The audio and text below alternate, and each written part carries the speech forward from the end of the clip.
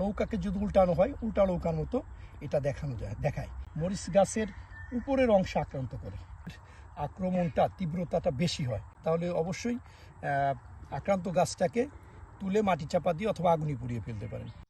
আসসালামু আলাইকুম। আজকে মরিচ গাছের কতগুলো পাতা কুঁকড়ানো রোগ এবং তার প্রতিকার সম্পর্কে আলোচনা করব। আমার এখানে 18% বই আছে। আমি প্রত্যক্ষদর্শী হিসাবে আমি যে পদ্ধতিগুলি ইউজ করি আমি সেটাও আপনাদেরকে জানাবো। প্রথমত, মরিচ গাছের পাতা কুঁকড়ানোর জন্য কতগুলো কারণ থাকে।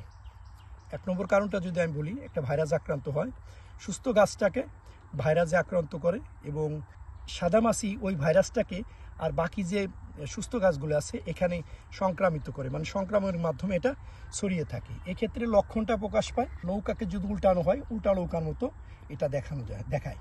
দ্বিতীয়ত, শোষক পোকা দ্বারা আক্রান্ত হয়, অর্থাৎ এই শোষক পোকাগুলো মরিচ গাছের উপরের অংশ আক্রান্ত করে রসটাকে চুষে খেয়ে ফেলে। এক্ষেত্রে এটা একেবারে নৌকার মতো লক্ষণ দেখা দিতে পারে। তৃতীয়ত, পুষ্টি উপাদানের ঘাটতি থাকলে এই পাতা কুঁকড়ানো রোগটা হয়, যেমন জিঙ্ক বা ব্রোনের ঘাটতি দেখা দিলে এই পাতাটা কুঁকড়িয়ে যায়। চতুর্থত, যদি পর্যাপ্ত পরিমাণে রস না থাকে, অর্থাৎ অতিরিক্ত খরা, অনাবৃষ্টি, এর কারণে কিন্তু এই মরিচ গাছের পাতা কুঁকড়ে যায়। এই রোগগুলোর হাত থেকে রক্ষা পেতে হলে, যেমন ভাইরাস আক্রান্ত হলে পারে, আপনি অবশ্যই বিভিন্ন প্রকারের অনুমোদিত মাত্রায় কীটনাশক ব্যবহার করতে পারেন।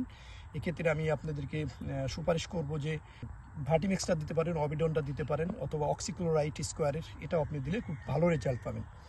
আর যদি ওয়েদারের কারণে অর্থাৎ তীব্র খরা থাকে তাহলে নিয়মিত সেচ দিবেন, তাতে সমাধান পাওয়া যাবে। জৈবিকভাবে এটাকে আপনি দমন করতে পারেন কোনো প্রকার কীটনাশক ব্যবহার ছাড়া। এক্ষেত্রে নিম পাতার নির্যাস আর তরল সাবানটাকে মিশিয়ে আপনি ক্ষেতে স্প্রে করতে পারেন। আর সবচেয়ে বড় কথা হলো, যদি আপনার আক্রমণটা তীব্রতাটা বেশি হয় তাহলে অবশ্যই আক্রান্ত গাছটাকে তুলে মাটি চাপা দিয়ে অথবা আগুনে পুড়িয়ে ফেলতে পারেন। তো কৃষক ভাইয়েরা, অবশ্যই আমি আশা রাখি আপনাদের ফসলটা, বিশেষ করে মরিচ ফসলটা ভালো হবে এই মৌসুমে। সবার প্রতি অনেক অনেক শুভকামনা থাকবে। Thank you.